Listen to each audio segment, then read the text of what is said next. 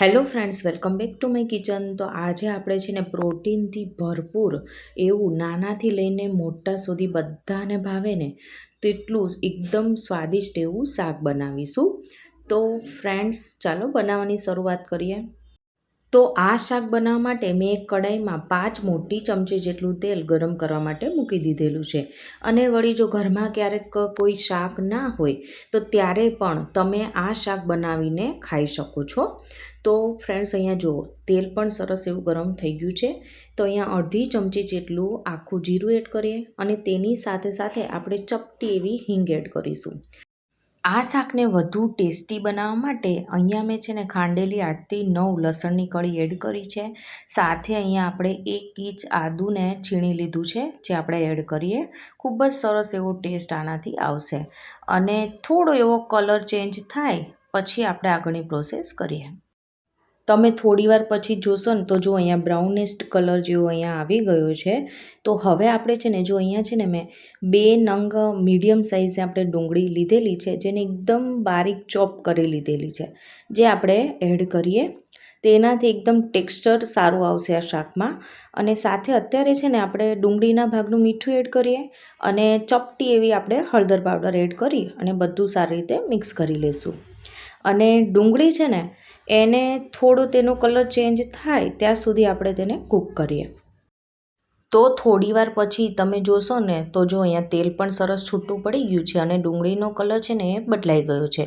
તો અહીંયા મેં 2 નંગ જેટલા ટામેટાને જો આ રીતના ક્રશ કરી લીધું છે, જે આપણે આમાં એડ કરીએ. તમે ચાહો તો આની તમે ગ્રેવી બનાવીને પણ એડ કરી શકો છો.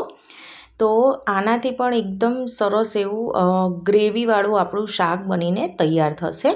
તો બધું સારી રીતે આપણે મિક્સ કરીએ. અને હવે છે ને આપણે તીખાશ માટે લાલ મરચું પાવડર એડ કરીશું. તો તમે જેટલું તીખું ખાવાનું પસંદ કરતા હોય તો એ પ્રમાણે તમારે એડ કરવાનું રહેશે.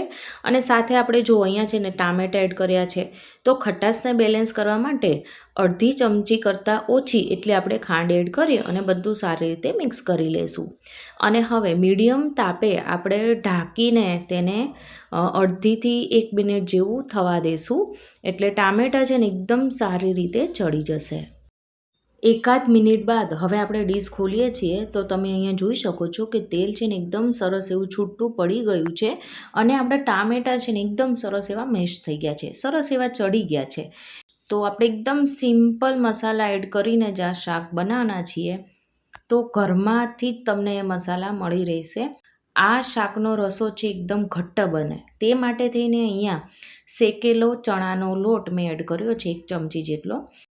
અને હવે મેં અહીંયા છે ને અડધા બાઉલ જેટલા બાફેલા સિંગદાણા લીધેલા છે. તો અત્યારે તમને શાક માર્કેટમાં ઢગલા બંધ આવી મગફળી, તમને કાચી મગફળી જોવા મળતી હશે, જે આપણે જનરલી શેકીને ખાતા હોઈએ છીએ અથવા બાફીને તેના દાણા કાઢી પછી ખાતા હોઈએ છીએ. તો આજે તો આપણે આ રીતનું શાક બનાવવાના છીએ એટલે ઓર સ્વાદિષ્ટ તમને લાગશે. તો મેં મગફળીમાંથી સિંગ કાઢી અને કૂકરમાં પાણી અને મીઠું એડ કરી ફક્ત 5 વિસલ વગાડી છે અને સિંગદાણા એકદમ સરસ એવા ચડી ગયા છે. અને હવે આપણે છે ને ફક્ત સિંગના ભાગનું મીઠું એડ કરીશું. અને આ શાક ઓર ટેસ્ટી બને ને તે માટે થઈને અહીંયા 2 નાની ચમચી જેટલો ગરમ મસાલો એડ કરીએ અને હવે બધું સારી રીતે મિક્સ કરી દઈશું કે જેથી કરીને સિંગમાં પણ બધા જ મસાલાના ફ્લેવર્સ આવી જાય. જો કેટલું સરસ એવું મિક્સ થઈ ગયું છે. તો હવે અડધા ગ્લાસ જેટલું આપણે પાણી એડ કરીએ અને હવે ઢાંકીને આ પાણીને ઉકળે ત્યાં સુધી થવા દઈશું. થોડીવાર પછી હવે ઢાંકણ ખોલતા તમને ખ્યાલ આવતો હશે કે જો અહીંયા છે ને તેલ છે એકદમ સરસ એવું છૂટું પડી ગયું છે અને જો આ રીતના ચમચાથી મિક્સ કરતાં કેટલું સરસ એવું આપણું શાક છે એ મસાલા સાથે મિક્સ થઈ ગયું છે. પણ હજી શાક નથી બન્યું.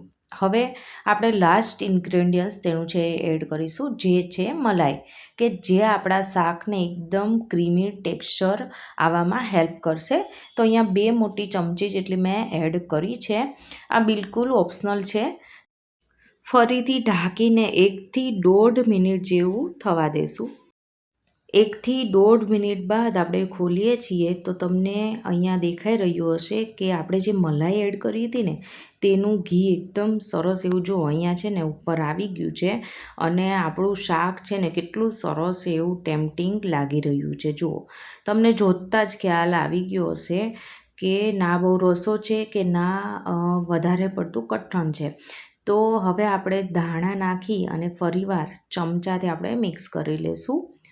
તો ઘરમાં નાનાથી લઈને મોટાઓ સુધી બધાને ભાવે એટલું સરસ પ્રોટીનથી ભરપૂર એવું અને ઘરમાં કોઈ પણ શાક ના હોય ત્યારે આ બેસ્ટ ઓપ્શન છે. તો એકદમ સરસ એવું આ શાક બનીને તૈયાર થઈ ગયું છે. આને તમે રોટલી, પરાઠા કે પૂરી સાથે સર્વ કરી શકો છો.